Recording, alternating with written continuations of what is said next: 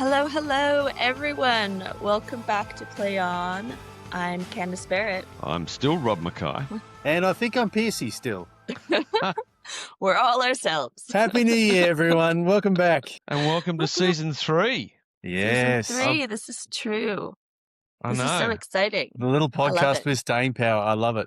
Who'd have thunk it, right? Season 3. And for all of those watching on YouTube, I am sorry about this.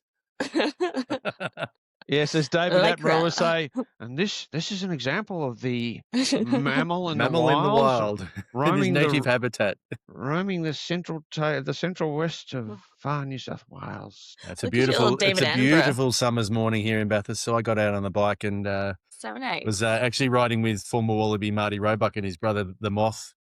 And we just got a bit carried away in the conversation. So I'm here in my lycra, late to the pod. Good old Marty, one of my predecessors in a job. So shout out to Clive if you're listening. He's one of the good ones. He is, absolutely. Candace, just in case you don't know who we're talking about, won a World Cup in 91. Yeah. There you go. He was our 80 kilos dripping wet fullback. Yeah, with coins in his pocket going downhill. Absolutely. Yeah. Yeah. Good play. Well, the footy season 2026 should be exciting. So everyone understands, so like Australia, New Zealand is sort of like pre-season is sort of going to We like to call this cricket season. Cricket season, or the pre-season for rugby. And look, when the pitches are so nice and pretty, basically. I know this is a rugby podcast, but can we just say a shout out to all of our English listeners, and I'm going to give you the thanks for coming for the Ashes. It was a lovely series. I must say, I feel like I've been robbed of some of the joy of my summer with such short games. One of the great joys for me of summer is listening to Jim Maxwell. Jim used to commentate rugby and cricket. Yep. I remember one of my I think I'm nearly there moments was I was refereeing a Shoot Shield game and it was televised down at TG Milner, and I can remember standing at the front of a line out, telling the Eastwood guys to just take a half a step off. And I could hear Jim Maxwell commentating about 8 metres behind me saying, referee Pearce is just asking the Eastwood line out to step over. That's cool. That's really cool. I've made it. That's nice. So Jim commentates the cricket as well, and I have a sneaking suspicion it might be Jim's last. He was angry this year on the cricket commentary. Well, angry the English about set themselves up. Ideas, Yeah, they led with their chin, and they came out with some grandiose statements. We're going to win 5-0. Didn't they have a drinking problem as well? They had a cricket problem. Yeah, cricket got in the way of their partying, I think. Yeah, and the worst Australian team ever. Well, okay, fair enough. And to be fair to the Palms, we took some pity on them. We did not field our strongest team in any of the tests. No. Just for the record. Our best bowler, Pat Cummins, played one. Our second best bowler, in the pre-game rankings, Josh Hazlewood didn't play any. Yeah. How strong is Mitchell Starc? Player of the series, 31 wickets, 34 years old. He turned 35, I think it's today, and he was the player of the series and extremely dominant. But he will go down as one of our all-times. Travis Head, he's entering that same realm. Yeah. Some of the best headlines you have ever seen. There was yeah. What was that? Dud Root, great head. Yeah, that was the one from last. Yeah. Yeah. And of course, you got tongue in there as well. I wanted to have court root, bold tongue, batsman head. Yep, I wanted to have that in one of the lines, but we didn't get that. But there's a great photo at the end there with Bryden Cass's first letter of his shirt blocked out. We had tongue, us, and root. It was some really good headlines. But yeah, great summer of cricket. I think Alex Carey may go down as our all-time greatest keeper so far. I was about to say the same thing. The top 3 in the series for me were Mitch, for good reason, and I predicted he's 7 for in that first test. Yeah, because that was before we went on holidays, wasn't it? Yeah, absolutely. Travis Head, new cold hero in Australian sport, but yes, Alex Carey, next level on all fronts, standing up to the bowlers. 28 dismissals, I think, bucket full of runs when needed. He was great in the front end of the series when we needed it. Yeah. He tailed off a little bit with his batting in the back end, but his efforts won the series, I reckon. Yeah, so they're my top 3 by long way. Great summer. And I must be honest, I haven't watched a minute of rugby since our last podcast, but it is cricket season. My young fella yesterday, Rob, a young bowler from the Central Coast took 6 for 4 off 3 overs, including 4 golden ducks in his first over. Boland-esque. A hat trick in his first 3 balls. Jeez, wow! It was a rough day for my boys. The coach used an expression: sometimes you've just got to run into the bandsaw. Ooh, that's just messy, isn't it? It was carnage, as the great Tony Greig used to say. That's Tarantino mess. That is. All right, rugby. So, guys, we're about halfway through the UK Prem, and it's exciting. The Six Nations will start, I believe, in February. Yeah. Which is so exciting. It's nice watching the Six Nations, and then we sort of get into our season, and then the Sevens series will pick up again, which will be great. So it's all going to be happening in a few more weeks. Yeah, and I think the Six Nations, it's a little bit too paced. There's going to be the haves and the have-nots. I can't imagine Wales or Italy will fire a shot. Scotland may also be Italy. in that. I hope Italy. Yeah, I think they definitely will be a step behind England, Ireland. I feel like Scotland France, every year will try to be the ones trying to win because they have the best team they could probably ever have in like a decade. So if they don't Unlike do the French, well, the Scots don't have any selection problems. They have no problems picking the best 15 because that's all they got. Yeah. Whereas the French have got 50 in the mix, and sometimes they just get that wrong. And the English, exactly. Sometimes they get their selections wrong. I think there's 3 tiers.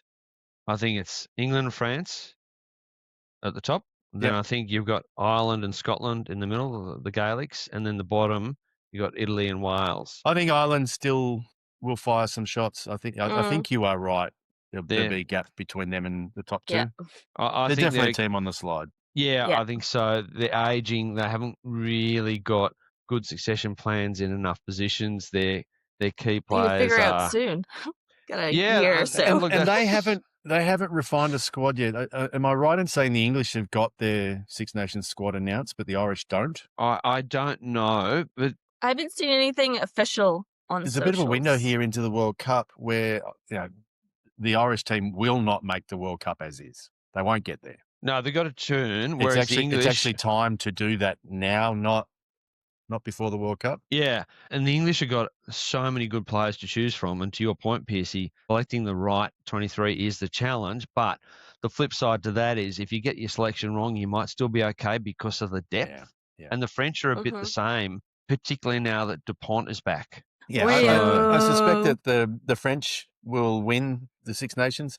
And if we were to pick the second best team in Six Nations. Is this your predictions now? Is this what's happening? I think if the French are able to field a second 15, they would probably get second. Yeah, well, they'd be in the top half for sure. Yeah. So I'm at, I don't know how we got into this burrow so quickly, but yes, for me, France, England, toss up between Scotland and Ireland. I think Ireland, Scotland, Italy, and then a distant last will be Wales, who may not even get a bonus point. Yeah, Wales the all wooden sorts of hurt. spoon. That's what Again, there we go. Some great match appointments, right? I'm just looking at your agenda, and I've ignored that, haven't I? Well, we can start with some of what I've seen as some debut people for referees. For Six Nations, we have Luke Ramos as the referee, and Katasuki, how do you pronounce this last name? Rurus. And then he's assistant referee. So congrats to those match officials for being involved in the Six Nations for the first time, which is super exciting. And we've spoken of Luke before, but that's a big step up for him, but well deserved, I think. Yeah. No, I'm really happy with that. I feel like what we saw in the internationals or autumn ones and how he composed himself for it. I think it was it Wales, South Africa one? Yes. And where there's a punch up and he had to deal with it. Anyway, maybe I'm getting them mixed up. Either way, I'm happy Luke and them are involved. So we've got 2 Six Nations before the World Cup. So this is a really good opportunity to put the match officials on the up into the crucible of a test series that is at almost the highest level. So this is going to test a few of the up-and-coming match officials. So Luke's one of those. Katsuki Foruse is another one. Ollie Hodges is coming in as a teamer as well. And then, of course, you've got Holly coming in for her first men's Six Nations. So, that's a massive step for the game. And it's a massive step from two aspects. One, the quality of football, as we know, is high. Yeah. But the crowds are mad. Yes. The crowds in Six Nations, I don't think there's a better bunch of crazies than those games. Also a Super Saturday where you have all the games on one Saturday is like the best day ever. The entire day at the pub if you don't have tickets. So this is a harbinger for the World Cup. So this cohort will be in the selection mix for the World Cup. And look, I reckon Holly's a really good chance to be whistling at the World Cup here. And next lock year, her in my opinion. Lock her in. I've already predicted that before. Yeah, absolutely. So I'm happy to continue with my predictions. Yeah. Yes, and I think we all agree with that. Every time she's gone up a level, she's performed. She's flourished. And I have no doubt that the match she's got here will be the same. So that's very exciting. And then, you got a Nick Berry finishing off the tournament with a small matter of a match between, let me check, it is, France and England. Cash. At Stade de France. No pressure there, so that'll be a great test. Does it get any better? Well. No, it's a brilliant test, isn't it? So I'm really excited for Nick, and he's got Nika as his AR, and he's got Holly as his other AR. So that's really good. Yeah, I'd be happy with that. And Brett Cronin's the TMO, so you got that Nick Berry, Brett Cronin connection, which I think is really important at that level. So great matchup, very exciting. Love it. Wow. Love it. Let's talk about some more news. Were you in Cape Town this weekend? So HSBC Sevens 3. So this is part of the new format. So it's 3 into 2 into 1. So they've cut down the series at 1 into 8 teams, men and women, but that enables the 2 feeder series, 3 and 2, to feed into each other so that when we get to the finals, and I use the term loosely, the top series, they've got 12 teams. But you've got to go 3 and 2s. 3's on this weekend. The ones from there qualify then for 2, and then 2s play, and then the qualifiers from there end up in 1s. It sounds complicated. It probably is a little bit. There's a flow chart, but it's a new format. So that gives match officials a really good opportunity in Cape Town to test themselves as well. So that'll be great to watch. Both on the field and then after the games as well. I'm telling you, I'm taking you to Braha now, my boy. Yes. Some brandy and Coke. They have some good wine, don't they? And brandy. Stellenbosch. Stellenbosch wines, very well known. So here we have the World Cup draw as well as some news. Did that happen after? Yeah, that happened after. You went to it, Rob. We hadn't spoken about that. How was it? Yes. I attended the Rugby World Cup draw. Yay. Roving reporter, how'd it go? Yeah. Just a few weeks later. Yeah, that's right. So that was on the day of our last pod last year. So that evening I went all the way to the next suburb for the Rugby World Cup draw. And it was quite funny because it contrasted quite significantly with the Soccer World Cup draw, which was a couple of days later, which had all the things you would expect from the circus of soccer, including a peace prize for you-know-who. He shall not be named. Whereas our draw was quite low-key. So it was in the Channel 9 studios in North Sydney. It was interesting. It was a bit like a lotto draw. So they had the actual draw itself in a control room, so no access for the media and that. We were in a separate room, watching it on the screen like everyone at home. And then they brought in various people for interviews. So we had Harry Wilson, who talked about the draw. Slip. You had Quirky. Joe Schmidt. You had James Slipper, Alicia Quirk. You had Chris Stanley, CEO of Rugby World Cup. Bloke called Brett Robinson. Another bloke, often mistaken for me, called Dan Carter. So there was some really interesting commentary around it. And, of course, meanwhile, while this is all happening, standing up and chatting to these guys, everyone's doing the permutations in their head of, like, well, who's playing who? How's it going to work out? And, of course, yeah, exactly. You had some really interesting matchups. And the way the draw is going to unpack, there's going to be some casualties in the quarterfinals. There's no way around that. So, the big three of the Southern Hemisphere, they're not all going to survive. So in the most likely event, probably New Zealand and South Africa are going to play a quarterfinal. And then on the other side, Australia and England. And I think you're being very generous to the Wallabies, including them in that big three. I think Argentina are the third of the big three, not us. Well, and that's the thing, right? And Argentina have got a different pathway. They play Ireland in a quarterfinal, potentially. And Ireland by then could actually be an easy beat. Well, and Ireland have never won a quarterfinal at a World Cup. So the pressure on them all the will stats are coming through as well when people look at the immense. draws. Argentina have got an incredibly good World Cup pedigree. Top 4 last time. And they're an aging team as well, but I think, unlike Ireland, they've still got 3 years left in them.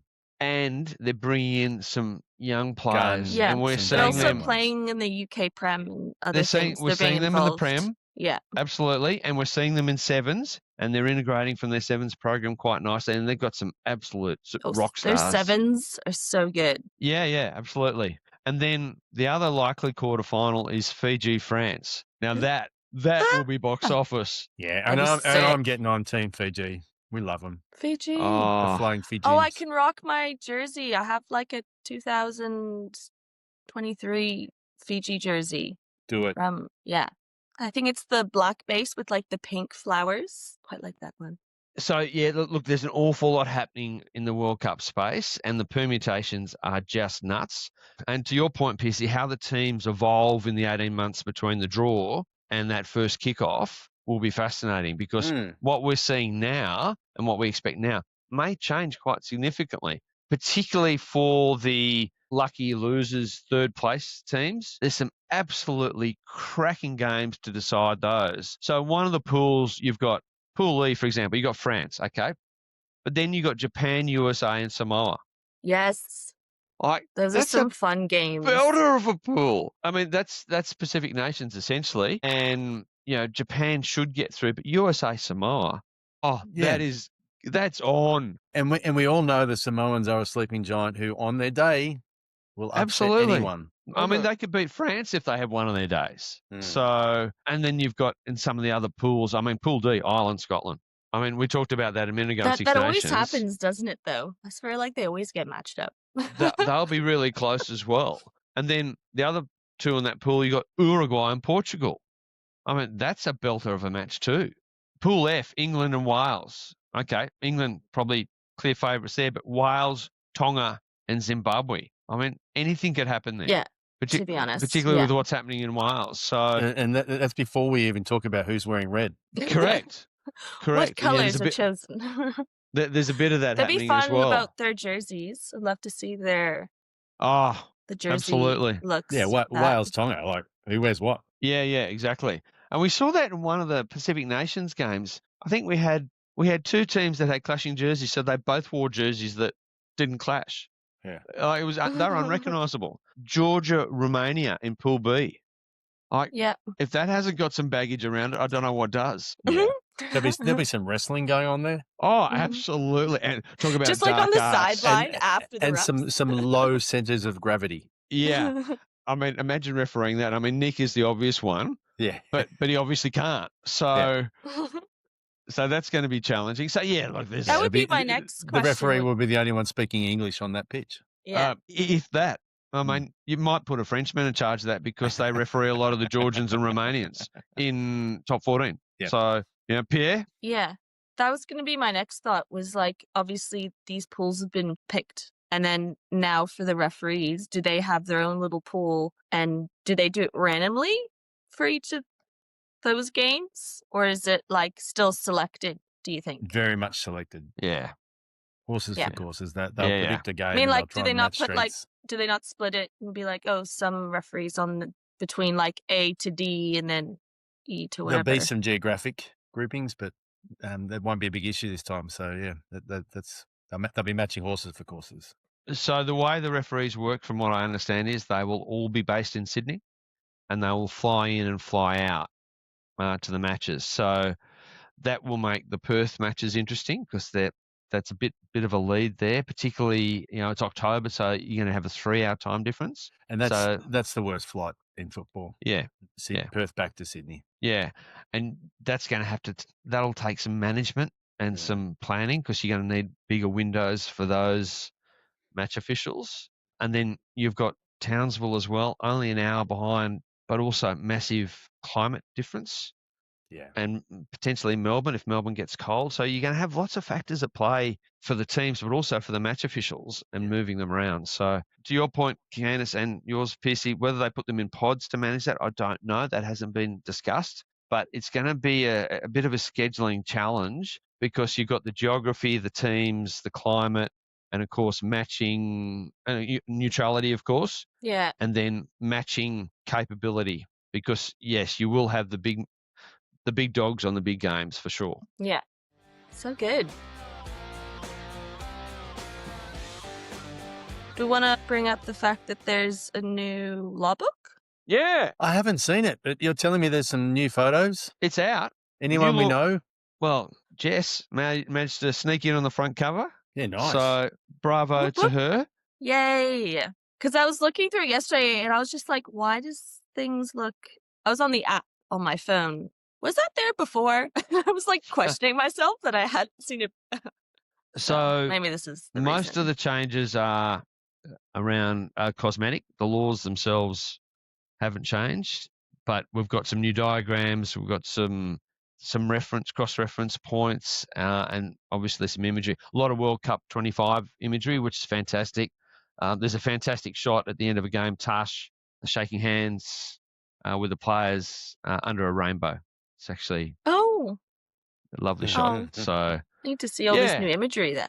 Love it. Yeah. So download it, peeps. So it's on the app. That's always refreshed pretty much in real time, but you can download the PDF as well, and I highly recommend that because that's a really good reference tool to have on your computer as well. So, yep, it's there. Well done to the people who put that together.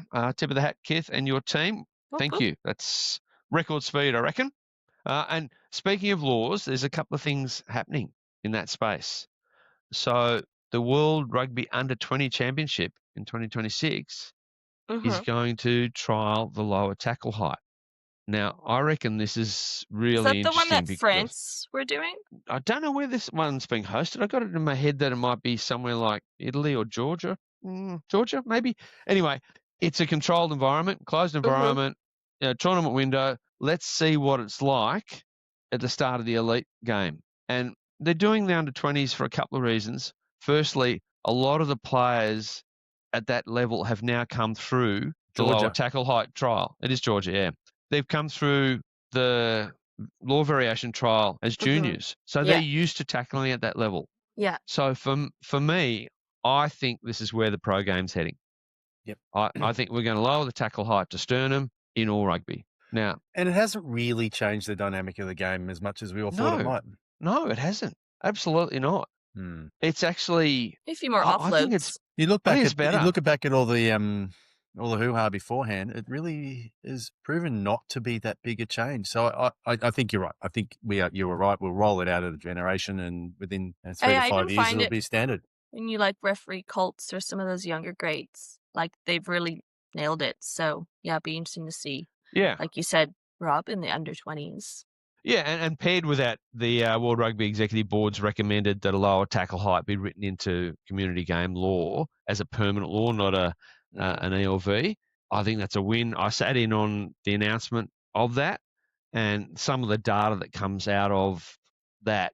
I mean, they've got a massive data set now, and there's nothing but good news. You know, concussions are down, player injuries are better. Probably more parents would want to have their kids going into rugby knowing that there's some more safety stuff about tackle height. And that's the compared whole point, to right? rugby league. If I'm someone who's being very yeah, I don't really watch rugby league, but I find it quite difficult to watch because of that reason. Yeah. So if someone's they're in a world of hurt. Yeah, and if someone's trying to look for a safer game for their child or for themselves, like you don't want to get your brains don't come into mashed potato, then yeah. Come to Union. Woo! Yes, or just become a referee.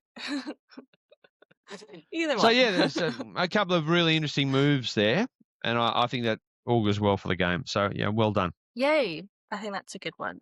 We have some Oxford Uni. So, the Anyone But Uni crowd, which is a favourite hashtag, particularly in Sydney, they had mass confusion last Friday night and in Newcastle earlier in the week because Oxford University are touring. And they've played a couple of games. They played University of Newcastle last week at Sports Ground number 2 and University of Newcastle. I describe University of Newcastle as a broad remit with broad selection criteria.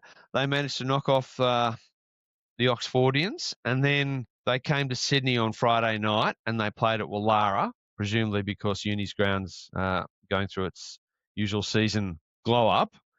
And Sydney Uni put the sword to Oxford once again, quite convincingly, I have to say. Good crowd, 6 o'clock kickoff Friday night, Woollahra, on a very balmy Sydney day. It does sound like a beautiful place to be. Oh, it was a great environment. I went out to it, just leaning on the fence, watching the game. Massive shout out to Dave Conway from our Shoot Shield panel last year, who officially hung up the whistle at the end of last season, but did a Johnny Farnham, a Dame Nellie Melba, a Jimmy Barnes, call it what you want, just one more game. And being an alumnus of Oxford and a Sydney resident, that would have been so fun. He was the perfect man for the job. Yeah, he actually knew some of the uni guys, particularly their management team. So it was a really nice touch. And the game was played in the right spirit. Dave refereed it in the right spirit. It was just great to watch. So Sydney had a mix of ones and twos and a couple of others. Not them big dogs from ones, but they still did enough to beat the Oxford boys. And the Oxford boys, they were great tourists. And I spoke to a couple of them after the game, and they just loved the tour. And they say, we don't want to go home. We're coming back. It's like, yep, like most Brits that we know. About to say, yeah. Go back home, you bastards. Well, and the captain of Oxford's a Newcastle boy. So yeah, really? Okay. Yeah. So, yeah, that was great. So just a little bit of a hint of what's coming to our shores very soon. So, yeah, very exciting. Love it. I would also probably, what's not on the agenda, we do need to pay a little tribute to our mate Marzi. Yeah, yes, we do. So, Pearcey, over to you, mate. I was personally very saddened with me good mate Pete Maher. I'm sure all of our listeners have heard about the tragedy that happened on Bondi. One of the great guys, Marzi Ringpool, he's a good man.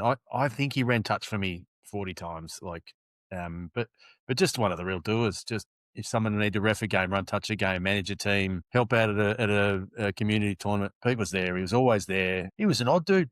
He was a little bit left of centre, but I loved him. He was a good man, and there he was helping out his community down at Bondi. And yes, it's a very sad day. He's no longer with us, and it was a great outflowing of love and support for Pete, who was a very good rugby man. And if we had more of him, the world would be a better place. So absolutely, pay tribute to him. I'll certainly be thinking of him fondly for the rest of my time, and you will be missed, mate. So that was really sad for our community. I think the first home game at Round Week this year is going to be very, very emotional. Yeah, it certainly ripped my heart out.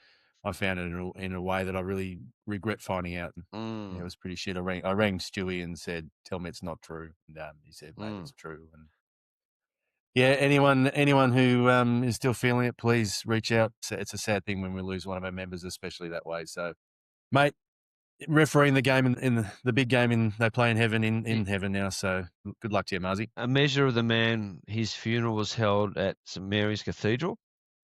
Now, for those who don't know St Mary's Cathedral in Sydney, I can't think of a bigger religious venue in the city. It's one of the grand neo-Gothic cathedrals that you'll ever see. It's centered in the heart of the city.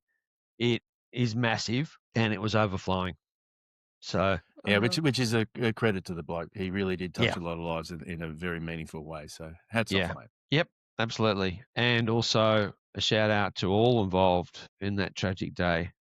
It was 100%. Horrible day. That's not how we do it. No. And a little bit of editorial, the dog whistling around it since. Shame on you. We should all be pulling together to prevent that happening again. Yeah. So, all right. Soapbox put away. Thanks for those nice words, Pearcey. Well, I think there's a couple of initiatives that we should quickly talk about. There's Oceania, and they've got something called the Whistles and Whiteboards Mana Moana Mentorship. Wouldn't want to say that with a speech impediment. Triple M. Triple M. It's a women's match officials and coaches networking and mentoring program driven by Oceania Rugby. So hats off to you. Really important part of the game to develop. So if you're in the Oceania region, and that includes us, look it up. Well worth getting involved with. So there'll be some very good people involved with that. I think it's a great initiative, and we always try and talk about matching our officials' demographic with our players' demographic. Yes. And there is a real shortfall of, firstly, Pacifica referees, and secondly, female Pacifica referees. So correct. Anything to bump the numbers up to match the rest of our community, because that's how we get our best results, when our refereeing cohort matches the playing cohort. Yeah. And, see it, be it, right? So there's a real opportunity here for people to get involved. There's so much upside. So if you're in the Oceania catchment, look it up. It's easy to find on Google. It'll pop up straight away. Get involved. It's on socials as well, so I'll see how I can get a link from Instagram on how to do that as well. So So keep an eye on our socials, And then Rugby Australia has its ongoing female program as well, which has been going for a few years, and that's an excellent program too. So the next round, nominations close on the 19th of January, which is not too far away. It's only a few days away. So by the time this pod goes to air, it'll be 2 or 3 sleeps. Yeah, correct. So get on it. I know some people who should be applying for that. Yeah, it's a great program, and there's some really good mentors in there. So get on board. Oh, absolutely. Top shelf. Yep. So, Candace will be there. So do it. Will I? Predictions. Can we talk about this line item here? We've Rob, you're adamant that Matt Carley wearing gloves is no good. Yes, thank you. I love how I've added this to the agenda. I'm on board with the wear gloves campaign. Yeah, I would love to ask, so what do you allow yourself to wear on like the coldest days for refereeing? What's the coldest that you've refereed? It would have to be something here in Australia, because it wasn't super, super cold when I've done it in London. So somewhere in orange or... But no, I wouldn't say anything in the negatives, got to say. I didn't see any snow, so nothing compared to you. I've played in snow. That's different, but I haven't refereed. Yeah. I've refereed in Queenstown in New Zealand in winter, and I don't know the temperature, but it's fair to say it wasn't warm.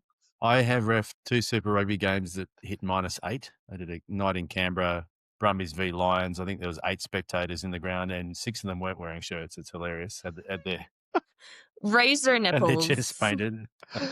So the university students were there again, were they? And then same at Dunedin. Same at Dunedin. Highlanders across the front of guys with shirts off. Like, you're mad. I had to go into the dressing shed on both occasions, run my hand under hot water to release the whistle from my frozen fingers. There was a couple of moments late in the game where I had no idea whether the whistle was still in my hand. I put it to my mouth and, oh, yeah, it's still there. I couldn't feel my hands. Yep. And I didn't wear gloves because I was afraid of the public shaming. But the backlash. I should have worn gloves. I should have Which is funny, because you were never afraid of public shaming otherwise. No, exactly. I should have Mary Fowlered it and worn the gloves. And I am not embarrassed to say that there's many an occasion in Central West. Like, we had a couple of the boys up. We had Charlie and was it Callum up last year, and we had Snow Day in Orange. Yep. And I wore gloves that day. I wore everything. Is that the state champs? In the cupboard.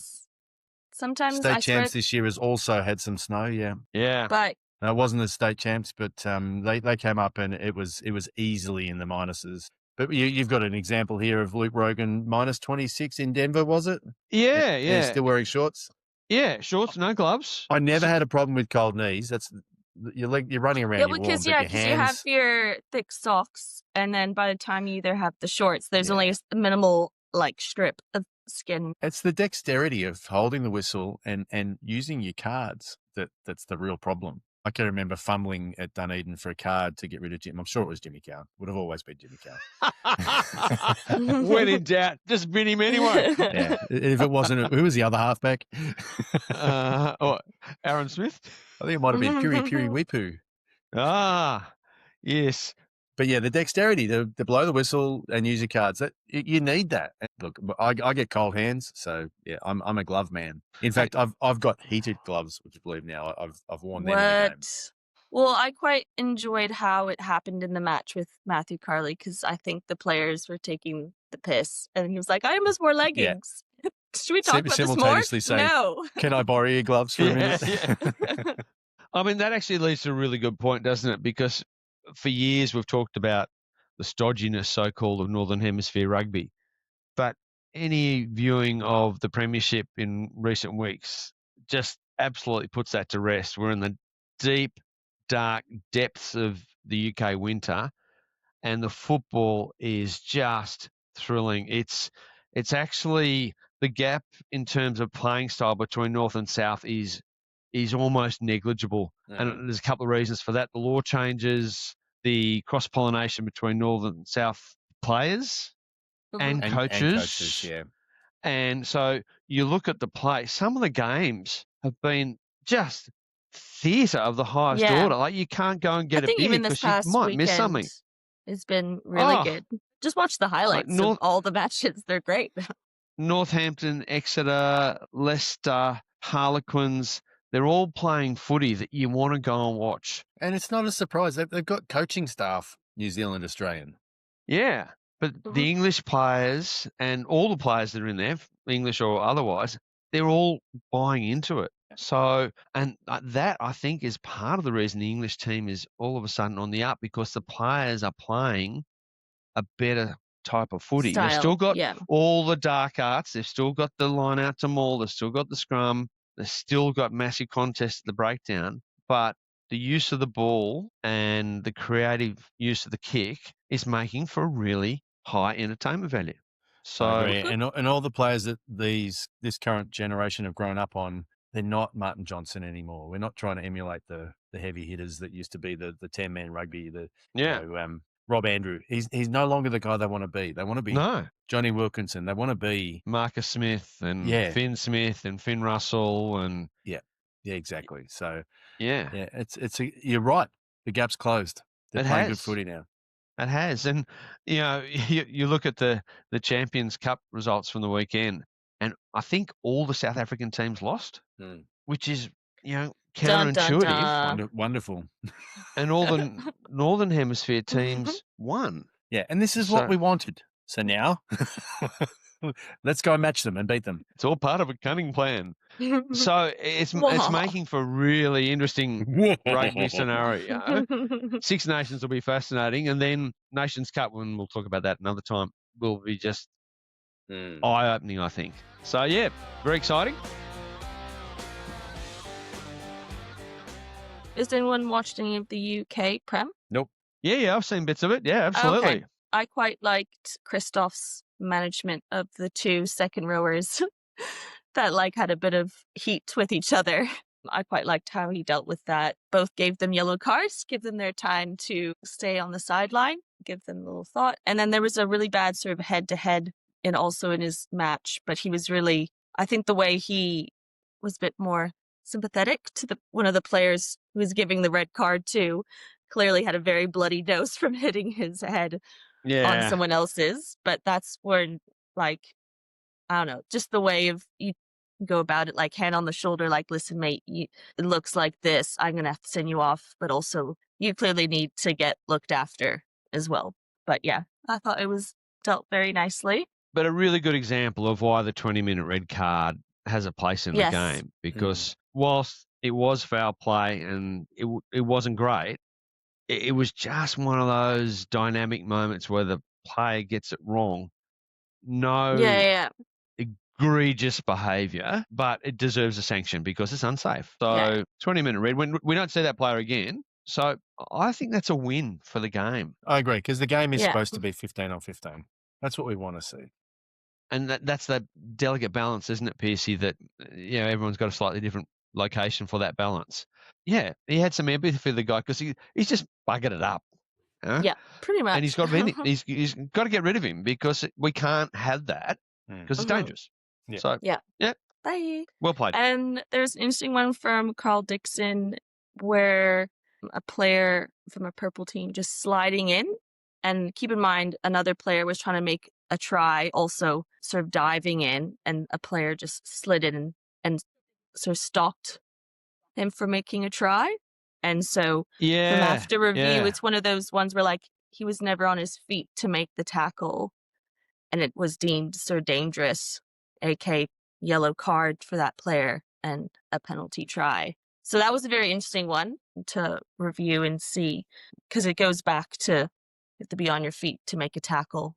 Yeah. and in the field of play. So they had a fair bit to unpack here. And I have to say, at first instance, I didn't pick it up because you had lots of bodies. And I think in a community game, you probably wouldn't get it unless you had an AR right in the corner post. Yeah. Having not seen it does sound finicky. It does, but when you unpack it and look at it, because I didn't call them the tackler, they've come across, the guy's going for the corner, and he's sort of sliding, diving into the corner.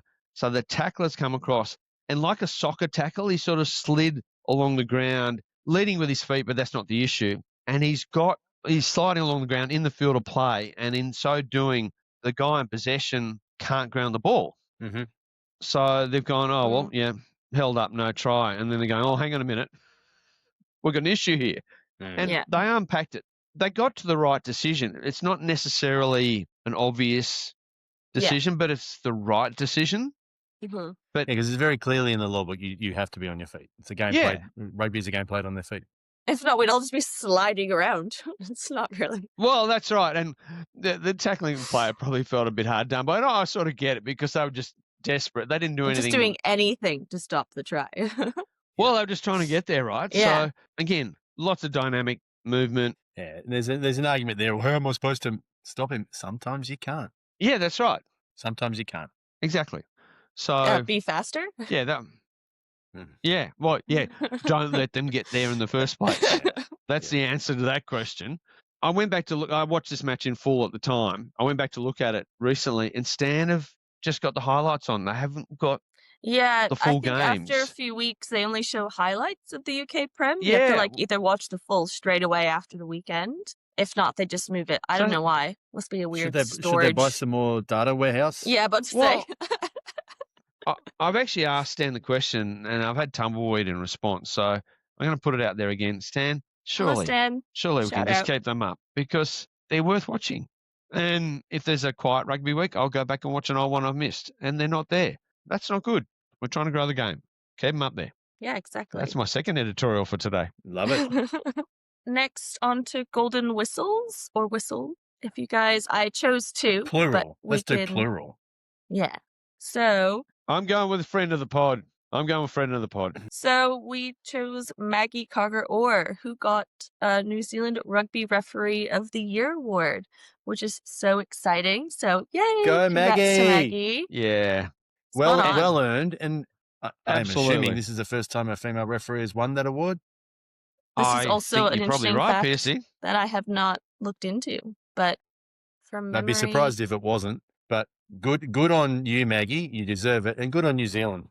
Yeah, absolutely. Oh, I'm really stoked for that. That's good by every measure. So very proud of Maggie. So awesome work. She's had a stellar year. Oh, absolutely stellar year. Yeah. Ever since she came in the pod, it's been onward and upward. Yeah, the women's Super Rugby over there in New Zealand. Shoot game. Yep, that's true. I remember watching that in full. It was so good to listen and hear the commentators, but also have the players really reacted. Yeah. I put down a Law of the Week purposely because I saw it in one of the UK matches in the Prem. So they're taking a shot at a penalty. Yeah, and then someone's literally ran and charged it, and the player, they got the points, but then the referee was like, "Hey, listen, it's a penalty. You can't charge it," sort of thing. But I felt it was sorry.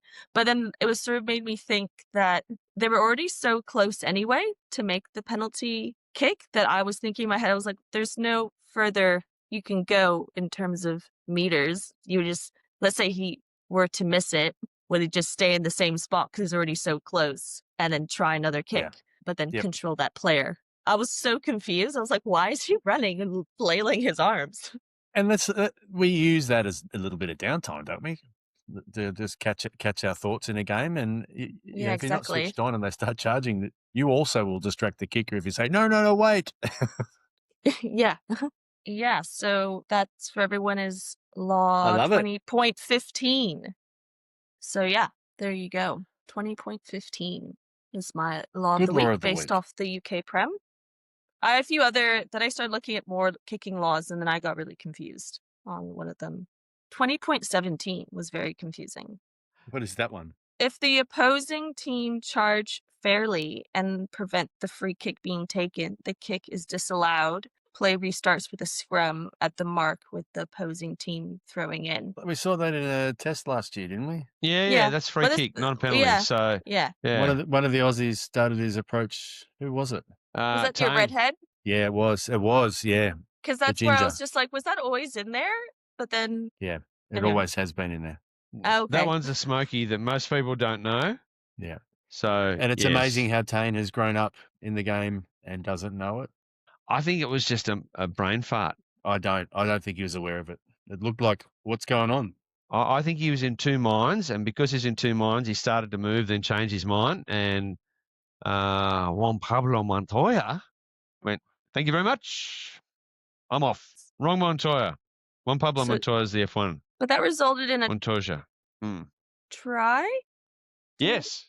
So I'm saying in that situation, would it can either be like open play or a scrum?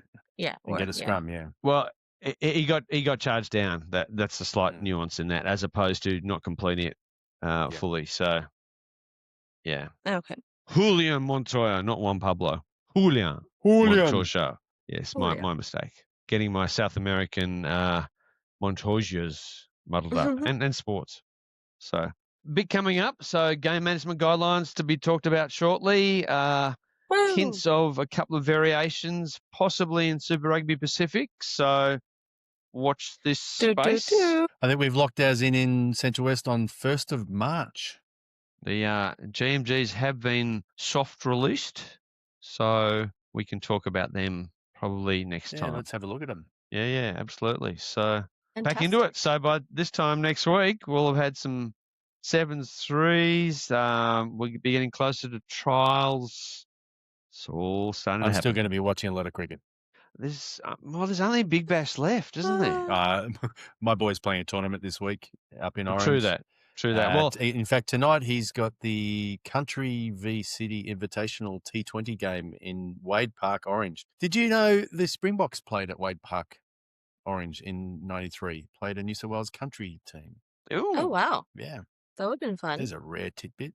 Often a touring international team will travel out to the Central West. So was it the Dirt Trackers against a dodgy country team? I don't think it was the Dirt Trackers because they absolutely pummeled them. Country got a try, but it was very heavy. It was 76 to 7 from memory. So was that Steve Merrick playing? Would he have been playing? I believe so. That would have been good. He would have been up against Hust, I would imagine. It was pre-Hust. Was it? Yeah. I'll do some research on that one. Yeah. That's a good one from the vault. I did see a team sheet from a friend who was there. I'll try and get my hands on that. Yeah. Alrighty. It's good to be back, guys.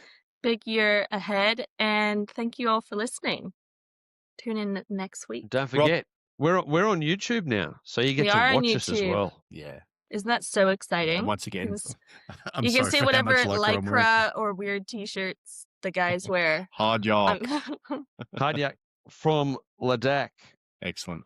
Candace, you were great today. Rob, we were suitably average. We lack an entire year. Consistency. We'll work on it. We'll celebrate our mediocrity week in, week out. 04.